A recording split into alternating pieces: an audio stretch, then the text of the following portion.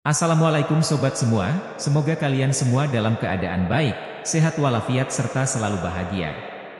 Oke sobat semua, kembali lagi bersama saya Fahmi Husaini.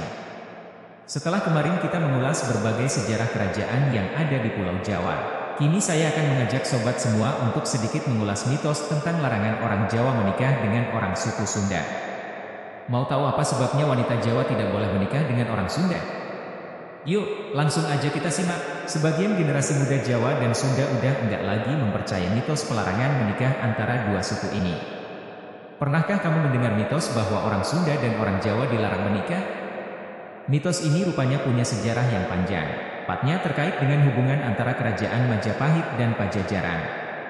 Kamu tentu tahu kan tentang mitos larangan orang Jawa menikah dengan orang Sunda? Ternyata, masih ada loh orang yang percaya dengan mitos ini, khususnya para orang tua. Konon, jika ada dua orang dari suku-suku itu menikah, kehidupan mereka akan gak bahagia dan sering diterpa masalah. Memang, mitos ini belum tentu benar. Apalagi kini juga banyak pasangan dari suku Jawa dan Sunda yang tetap bisa hidup bahagia dan langgeng. Hanya, apa sih penyebab munculnya mitos ini? Mitos ini ternyata muncul setelah tragedi Perang Bubat yang terjadi pada tahun 1357 Masehi atau sekitar abad ke-14. Perang yang terjadi pada masa Majapahit, yang dikuasai oleh Hayam Wuruk itu bermula ketika sang raja berniat mempersunting Dyah Pitaloka Citraresmi, putri dari kerajaan Pajajaran. Hayam Wuruk jatuh cinta pada sang putri setelah melihat lukisan seorang seniman bernama Sunding Prabangkara. Kerajaan Majapahit lantas mengirim surat lamaran kepada sang Maharaja Linggabuana Pajajaran. Rombongan kerajaan Pajajaran kemudian berangkat ke kerajaan Majapahit dan diterima di Pesanggerahan Bubat. Sayangnya, Gajah Mada yang saat itu menjabat sebagai Mahapatih kemudian berniat menyerang mereka. Niat buruk itu dia lakukan untuk memenuhi sumpah Palapanyayang. Berjanji akan menaklukkan seluruh kerajaan-kerajaan yang di Nusantara. Akibat serangan itu, rombongan kerajaan Sunda yang hanya diiringi sedikit pasukan kalah. Semua anggota keluarga Dyah Pitaloka meninggal. Lantaran gak kuat menahan kesedihan, Dyah Pitaloka gak jadi menikah dan justru melakukan tindakan bunuh diri. Tewasnya anggota keluarga kerajaan Pajajaran dalam perang Bubat tersebut membuat Pangeran Niskalawantu Kancana yang ditinggal di istana kemudian diangkat jadi penerus tahta. Peristiwa itu merusak hubungan kedua kerajaan.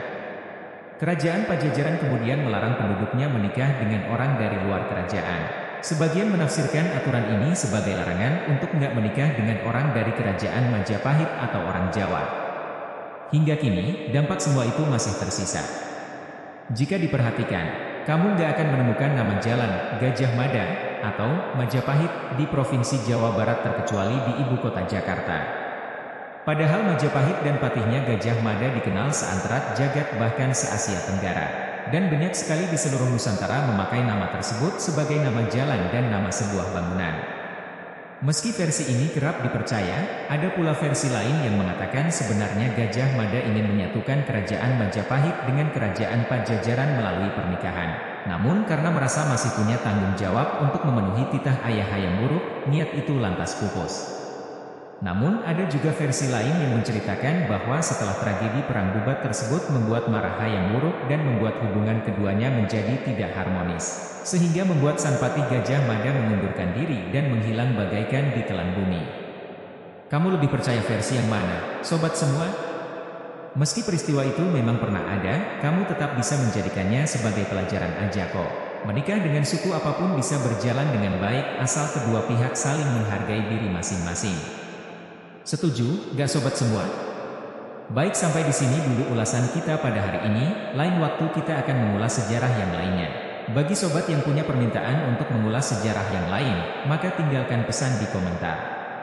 Terima kasih sudah menonton, sampai jumpa kembali di ulasan berikutnya. Wassalamualaikum warahmatullahi wabarakatuh.